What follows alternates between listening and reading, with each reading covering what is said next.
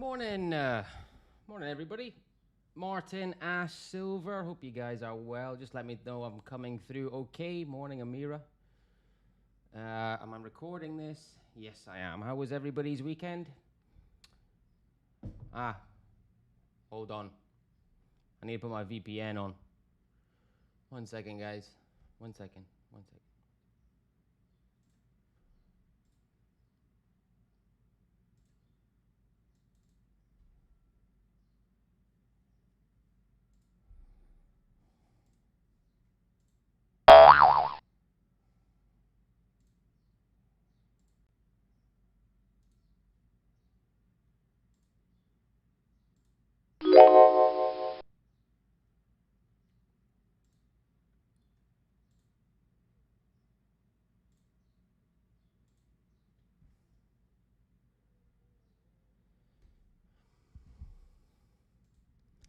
Testing, testing.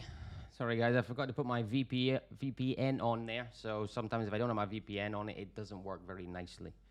Let me know if I'm coming through okay before I start. Morning, Dill. Morning, Martin. Morning, morning, morning.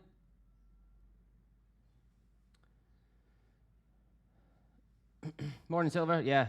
I forgot to put my VPN. I'm recording it as well. Okay, good. Okay, we're often started. How was everybody's weekend? What did you guys get up to? I was golfing as per usual. And a very nice day barbecuing last night in the garden was nice. Morning, Nash. Morning, Amira. Okay, so let's get into the markets. Before I start, I'll go into this GU trade. Vegas was busy. Yeah, Vegas weekends. Approaching summer, I guess you'll start to get busier and busier, right? Or does it get really hot? Maybe it gets a bit hot like here where it calms down a little bit. But yeah, I'll be there. We'll meet up one day, Martin. I'll be there at some point. It's certainly on the list, but probably, I don't even know when, but at some point I'll be there. Okay, so GU, as I said, GU has hit TP1. I made the decision yesterday on Friday. Busy and busier. Oh, really? Fair enough. Yeah, fair enough. Yeah, so I made the decision on Friday because of this risk reward, because of the general consensus of the trade and the price action, etc. But mainly because of this risk reward. This is one that I kind of want to let run, and it seems to be a decent decision right now, although London hasn't opened up. So said it was good.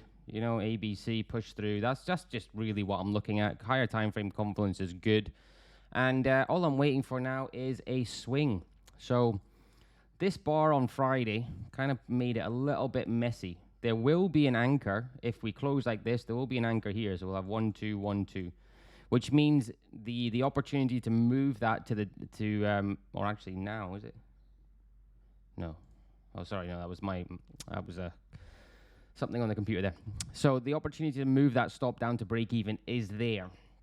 And I think, remember, this 4 hour has got a little bit to go, so I'm going to wait for that 4 hour closure and probably lock in a break-even trade there. 2% risk is still going. As I said, trade manager is a very personal thing. If you are taking these trades and you want to take some profits, that's completely up to you, but I personally like where it is. As I said, the daily still looks good, and I'm just going to let that run. Just going to let it run, and let it run as much as it wants to go. So pound USD is a nice trade. Nice trade.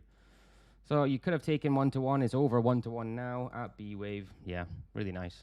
So I was confident, like when I placed that, I thought there's no way that can't be a loser, which isn't always the case. That's not, you have to be confident in your trades, but, looking at that, I was, as I said on Friday, that is just an A-class setup, and hopefully the results will be worth the patience for waiting for that particular setup. So let's see.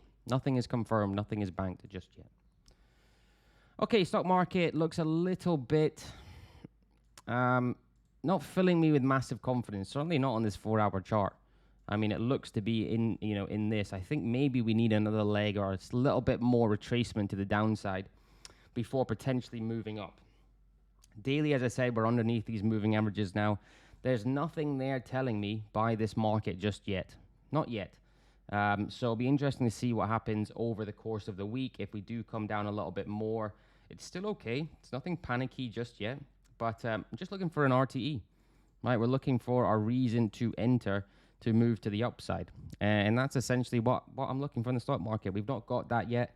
Looks a bit more bearish on the 4 hour. I'm looking maybe potential shorting opportunities.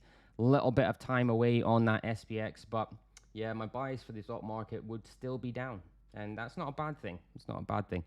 The interesting thing is we're still seeing weakness in that yen. So if we go to, I think maybe if we go to the Aussie yen, okay, we're still seeing that weakness. You know, you would expect this to come down and give us a deeper retracement on these pairs against the yen, but they seem to be pushing over Asia, which is quite strange, which is something to take note of because it's not really what we expect, right? Albeit we are mainly waiting here for London to open, and it is still a Monday. So I wouldn't be buying any of this weakness in the yen just yet. You know, in terms of our risk sentiment, I would just be a little bit cautious. Not that I'd be buying them anyway on these extensions, but I certainly would be a little bit worried. You know, if we do end up doing something, you know, possibly losing momentum or something like that, I just wouldn't be selling the yen right now, not where the stock market is. Morning, James. Morning, Audrey. The dollar today. Let's have a look at the dollar. Had a relatively bearish day on Friday. This is obviously a bearish inverted hammer, albeit it's coming on lowering volume. We're getting a decent push already. I just think the dollar wants to rise. I know we've got that bearish sentiment on the daily, or possible bearish indicator on the daily. 4 hour looks okay. Again, probably waiting till London, but you know, I wouldn't be calling this pullback just yet. You know, I wouldn't be calling it. You know, again, normally on other pairs, you might say, well, maybe we're in for a little bit here, but my gut is telling me that the dollar wants to rise. And until I get a real momentum shift on that 4 hour chart, I'll probably stick with that bias. You know, certainly if we get a break above, obviously that's a very good sign. You invalidate that wick, and certainly a bullish sign there. We could potentially be in for a possible complex, maybe, but I don't really want to call that. I would rather just say dollar still looks pretty strong, and especially where that stock market is. So any setup is buying the dollar still makes sense to me. Still makes sense. Okay, watch this today. Not too much on it. The first is USD ZAR, ironically, shorts. So USD ZAR here going with the longer term trend. Remember, the DXY does not include the ZAR on that basket of indexes, which is important. So looking at a potential cut with handle here, looking for that digestive phase, come down, breakout, retest, movement to the downside. Going with that daily overall trend, could be within this area here in our corrective, bearish bar on Friday. Possibly we come back down, but let's see if that indeed does set up. As I said, going that trend, that's what we always usually want to do. 4 hour does look okay, looking to break underneath this kind of channel corrective that we are in. And if we do that, it'll look quite good because we're just crossing over these moving averages here. So we'll be underneath the 200, underneath the 20 for a retest back, and use them as dynamic resistance to our trade. So potential USD ZAR shorts if it does indeed decide to fall to the downside. Pound Swiss is still setting up. Here, it needs to tag this area again. It's not quite tagged it yet, so I would like a proper tag, creating our second structure, i.e. our handle, and give us a bit of accumulation, that 20 catch up. Hopefully that 200 continues on down, again squeezing that price into the area for a break to the downside. So Pound Swiss is getting there, still not quite there though. USD Swiss, I do not want this to break through. I cannot take this break if it does indeed do that. I was looking for this to come down and correct from this impulse. It looks as if this may want to push, whether this be a fake because of the area it has come from, we'll wait and see, but possibly looking at a larger head and shoulders. Don't think that's going to come. But something I'm going to continue to watch. I like where it is. Breaking through roughly B wave on this daily, which is obviously a good sign, but I need a little bit more consolidation from this push on that 4 hour to come back and give us something there to take that break on USD Swiss. So if that decides to go, then I'm just not on board with it. Not on board. And finally, WTI oil. Oil is, I kind of like the idea of this, just from a fundamental point of view. I know I'm not a fundamental trader, but the idea of shorting oil roughly around this area does make a lot of sense to me. We have I'm going to take this V reversal away and concentrate on this area here. So we've got a tag, needing that 30 to 50% digestion. Waiting for that 200 as well to come down, which would be nice if we do get that within here. Think about pound Swiss. Before that, accumulation, break to the downside. Pound Swiss, not pound Swiss. Sorry, oil. Oh, no, sorry. Similar to pound Swiss. Daily, again, looks quite good now. Rather than a complex corrective, it looks a little bit more like it's losing momentum to the upside. You'd expect it to push if it does want to continue within that trend. But it's looking a little bit more bearish than bullish on this daily chart. And yeah, I like the idea if that sets up to take that to the downside. So oil is looking pretty good, pretty good. But as I said, I'm pretty happy with the position that I'm in right now. I do not need to be forcing anything, certainly not with 2% running rather than our normal 1%. Can lock in that break-even trade, and it's just, it's just looking good.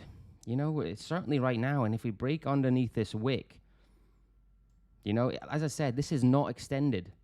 Can this do another one of this right now? Absolutely it can, which is why these trades are great, and this is why the potential of being selective can really, really help. Where if this does decide to move, it can get us a hell of a lot of percentage in one trade than 4 or 5 trades might do. Now, that's potentially not going to happen. It may happen. We don't know what's going to happen in the future. But just in terms of forcing anything on a Monday, I don't need to do that. So this is good. I really like this. I really like this. Pound USD. Okay, setups today. Let's have a look at what you guys are looking at. Let me know if you want me to look at anything in the chat. Relatively short stream on a Monday. We have been struggling to get things on the watch list because of those extensions, but that's ultimately it. And as I said, do I care? If pound USD runs a little bit, do I care? Absolutely not. Absolutely not. US oil 4-hour shorts from Aaron. Yep, I talked about that. I agree with that. USD CAD daily aggressive entry. USD CAD.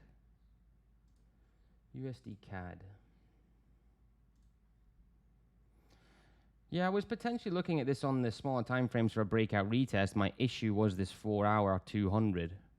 Okay, so that was my issue on the breakout retest. So I wanted to wait another day or so before I potentially took that as well with that daily 200 as well. What you're looking at, I can see, is this, which makes more sense, right? This actually makes more sense for a breakout to the downside. So the only thing, again, I don't really like about it is the bullish pressure we're having on this push from the support area. So we were looking at USD CAD down here, weren't we? I think. I was looking at I'm sure I was looking at USD CAD down there for something. Oh, on that V reversal there. Martin, did you get involved in that? On this one down here? I'm not sure if you did or not. But that's the only thing I worry about in terms of our cup with handle is because of what we're seeing, these 1, 2, and potentially this bar today. Fair enough, it's not closed yet. But there is some bullish pressure there, which is not what you want to see for a corrective. But if it does do something like this, potentially a complex, that digests that initial impulse, which is fine. In which case, yeah, you can look for potential aggressive entries, and I will as well, up here. So, yeah, that's not too bad. That's not too bad. I don't mind that. I'll go into the aggressive. So gold got stopped out. I think gold, I think gold will be one that possibly has a quite low win rate. But if you get involved in a nice trade, remember our stop was here on this particular candle. It probably will go and make up for the losers. Again, I still need to test that a little bit more because I've lost 2 in gold, albeit one of them I didn't quite like. So that one's out, but NZD CAD. And it's very easy for me to say, well, why didn't I take that break here on Friday as I talked about? The reason is I've got to think that this strategy will be implemented at some point this year, right? Possibly quite close, maybe not. It depends on how many trades we get there. But if I had 4% on NZD CAD, right, in terms of an aggressive entry in there and a breakout in there, okay, fair enough, this one, that's irrespective. And 2% locked on pound USD, that obviously goes above the maximum risk that I really want to take on any given day, which is one of the reasons why I didn't take it. Also because of this area here, B wave for me was just posed a little bit of a question mark for taking it to the downside. So what I decided was the fact that I was in this on our aggressive entry on this particular bar, which is going quite nicely so far. This is good. Waiting for that dot, remember, I've got one trade waiting for that dot, and I was happy just being in that. But in terms of if you are newer, looking at what I like to see, if this was down at B wave, that would have been a perfect setup that I might not have taken because of that risk percentage. But you know, if we just focus on the context and what I like to see, pound USD was a good example, and this is another good example for a view reversal because you're just seeing that squeeze in. Look at where our moving averages is, right beside price action. 200, now we're below 200, and we got that initial kind of reaction from this area. So it just shows the power of the setup does certainly work. Just finding the right ones to take. And, you know, as I said, if this is just my personal trading, if you're looking at that on Friday and you like it, there's no, just because I don't take it doesn't mean that, you know, if you like those kind of setups, you can take it. You know, I'm not there pushing buttons for you. I'm just showing you that what I personally do. And yeah, quite happy with that being in an aggressive entry and taking it to the downside. USD CAD, yeah, you got the view. Oh, perfect. Well done. The reversal perfectly. It could be, are you still in it, Martin? Because it still looks good to the upside. You know, just on account of those last 2 days that we've seen, or 2 out of those 3 days. So well done. Well done, mate. CAD yen retested at 99.33 and retest and move to the upside on the 1 hour chart. CAD yen. Yeah, I mean, I would just be wary of selling that yen right now. You know, this is a little bit climactic, right? Here, just a little bit climactic. For me, as a potentially looking for a fake out, that's maybe I would be something, you know, not that I'm looking for that, but as a you know, developing that fake out strategy, this may be something kind of price action that I would look for taking a snap back, and certainly where that SPX is and where this daily is. So I wouldn't really trust it, Martin, if I'm being completely honest with you. Yes, okay, it's not bad from a 1 hour point of view here. Okay, I get that, I understand that. I would just be a bit wary of selling the yen. Honestly, I would. And certainly how that price action is looking there. But I could be wrong. So far, the V reversal on the 1 hour chart has been working really well. Yeah, perfect. Great. We are starting to see a little bit better. It is a little bit of a better market for me. I feel like there is momentum building, whether, you know, what am I trying to say? Not including those yen pairs. Those yen pairs for me still need to settle down. I would still like to be a seller of the yen, but I just can't be that right now. And, you know, that weakness that we're seeing, which could change over London, is just a little bit worrisome with where we are in the stock market, unless we get some good bullish pressure today. But I just got to let them be. But I do think the markets are a little bit better. I do think they're a little bit better. So I would just be a little bit wary of CAD yen, Martin, from that kind of perspective, and from an extension on the daily time frame perspective as well. Personally. Yeah, this is my thoughts anyway.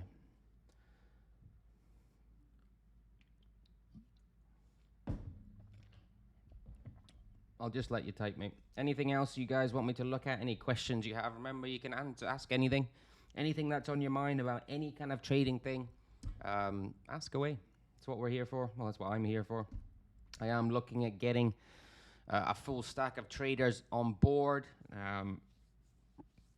but trying to find ones that I personally like.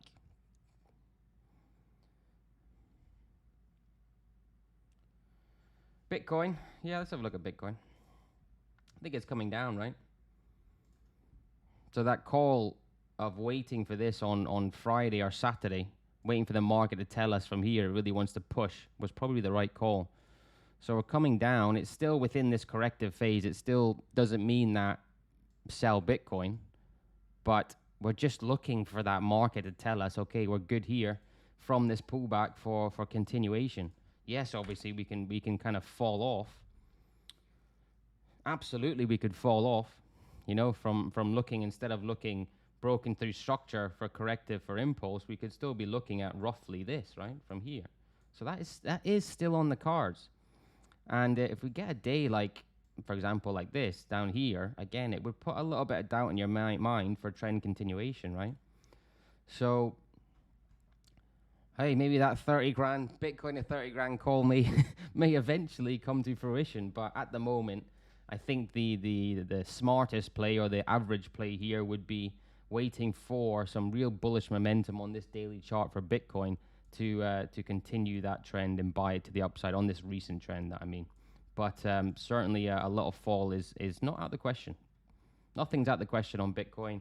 It does look very similar to the SPX, right? It's very similar, where we're looking decent on the small time frame for shorts rather than longs right now. Again, underneath these moving averages.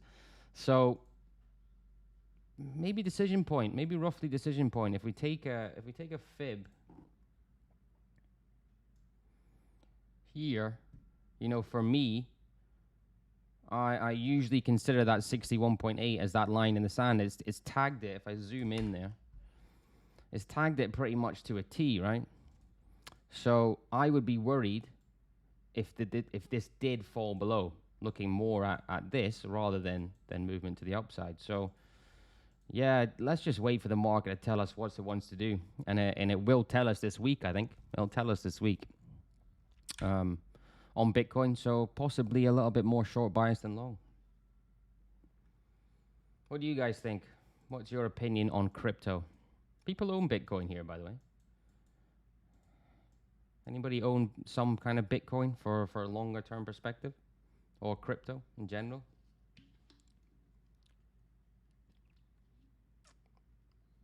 Buy and hold, yeah, perfect. So you'll want this to come down. You know, I want it to come down to that 30K mark. You know, I just do. I don't feel the need to buy it right now. I don't really want to get FOMO here because, you know, I bought some before, but I haven't bought some in quite some time. I'd rather this go down to a price that I'm pretty happy with, unless something massively changes on this particular chart. So, for example, if we do get, I don't know, something like this, then, you know, possibly a buy in there would make sense. Looks a little bit nicer. But at the moment, again, nothing's just getting me in. That's ultimately the easiest way to say it. Nothing's getting me in. Want to retest 38 to buy more. Yeah. Yeah, come back down there. But then if it does get down to 38, so if it gets, where are we down? Here. 38, roughly around here, right?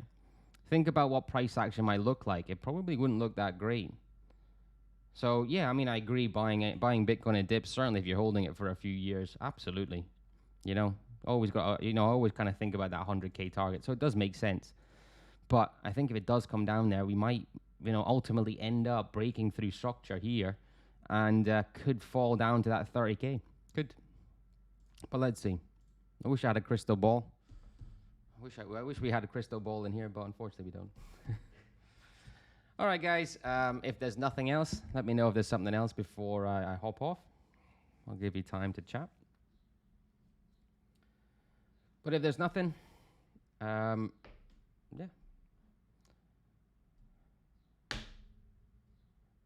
I'll let you type, Martin.